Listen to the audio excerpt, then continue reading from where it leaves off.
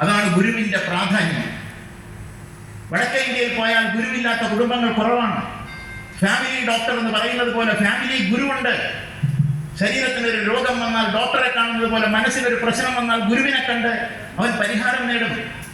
എന്താണ് അനുഷ്ഠിക്കേണ്ടത്, എന്താണ് ജപിക്കേണ്ടത്, എന്താണ് ആചരിക്കേണ്ടത് എന്നവൻ ആരായും അതിന് ശാന്തി ഉണ്ടാകും. നിർഭാഗ്യവശാൽ ഈ കേരളത്തിൽ, പ്രത്യേകിച്ചും മലബാറിൽ ഗുരുവുണ്ടോ? ആൾദൈവമല്ലേ.